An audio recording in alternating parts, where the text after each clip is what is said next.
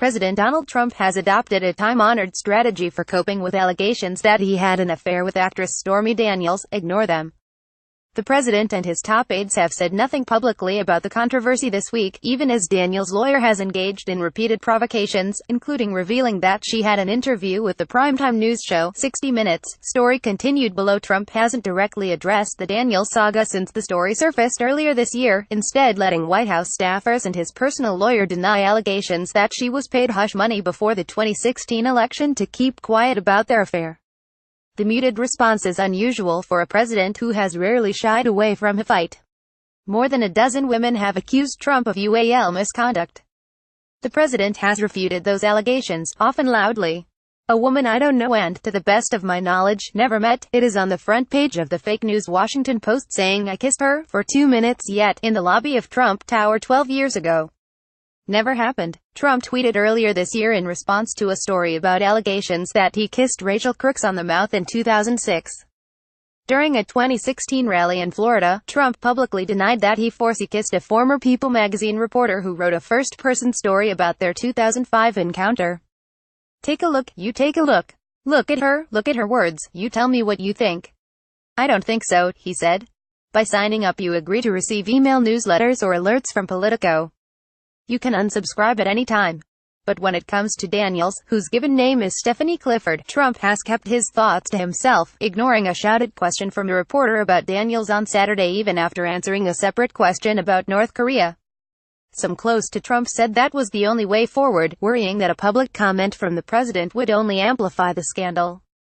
"My advice would be, don't give a star looking for publicity any attention. Soon her 5 minutes will be up," said former Trump campaign advisor Barry Bennett. But people close to the president privately wondered whether Trump, who has a long track record of dealing with stories on his life published by his hometown New York tabloids, will erupt on Twitter or in another public venue after the 60 Minutes interview airs and headlines about it dominate cable news. Meanwhile, White House staffers are largely avoiding the subject altogether. White House officials contacted by Politico this week refused to speak about the fallout from the Daniels allegations. "We've addressed this matter extensively and have nothing further to add. I'd direct you to the president's personal attorney," White House spokesman Rod Shaw said in an email. Trump's lawyer, Michael Cohen, did not respond to a request for comment on this story.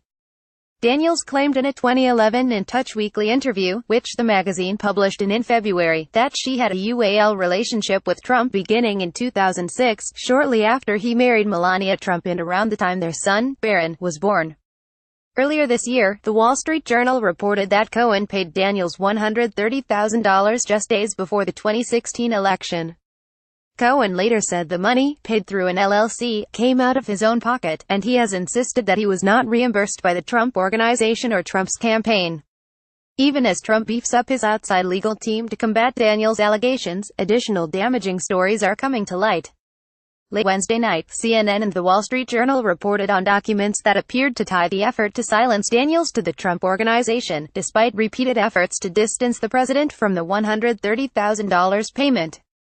Arbitration documents filed in Orange County, California, list Trump Organization lawyer Jill Martin as a representative for the LLC, Essential Consultants. Martin has said the Trump Organization was not involved in the issue. Daniels has hired a lawyer, Michael Avenatti, and has filed a lawsuit against Trump in a bid to nullify a non-disclosure agreement meant to keep her from talking about the alleged affair. Through Avenatti, Daniels offered earlier this week to repay the money in exchange for being let out of the non-disclosure agreement. Last week, Avenatti tweeted out a picture of him with his client and Anderson Cooper, who had conducted the interview with Daniels for CBS 60 Minutes. No air date has been set, though, as CBS says it is working to verify Daniels' claims. The only reason it hasn't run is that there's still a lot of journalistic work to do, CBS News chief David Rhodes said on a panel in Jerusalem this week. And BuzzFeed is using a separate libel lawsuit filed against them by Cohen in connection with the 2016 dossier on Trump's links to Russian operatives to potentially allow Daniels to discuss the alleged affair. The relative quiet from the White House about Daniels is not unusual. Past presidents have sought to ignore scandals in hopes that they would go away, though Bill Clinton's effort to diffuse questions about his involvement with Monica Lewinsky by claiming he didn't have with her ultimately led to his impeachment trial on perjury charges. White House Press Secretary Sarah Huckabee Sanders hasn't been asked about Daniels at her televised briefing since last week, when she said that Trump has made very well clear that none of these allegations are true, adding, "This case has already been won in arbitration, and anything beyond that, I'd refer you to the president's outside counsel." Sanders continued, "There was no knowledge of any payments from the president. But Trump's propensity to stretch the truth makes it harder to sustain a denial in public," crisis manager said, especially given the precedent set by the infamous Access Hollywood tape recording of Trump bragging in 2006 about groping women. "There is no crisis management strategy that can be recommended to President Trump on this issue because of his history of lying and denying what everybody knows to be true," said Lanny Davis, a former Clinton White House legal advisor. "The public may also have an easier time following a scandal than the ins and outs of other scandals facing the administration, including the Russia investigation overseen by Special Counsel Robert Mueller. The public understands a good old-fashioned scandal," said Andrew Gilman, president of the consulting firm Comcor, who has worked with major corporations as they cope with international crises. Gilman added that Trump's team needs to get its story straight before more revelations come to light. "At this point, if I'm the White House," he said, "I'd put everyone in the proverbial war room and say, who knows what, and get all the facts on the table." Darren Samuelson and Jason Schwartz contributed to this story.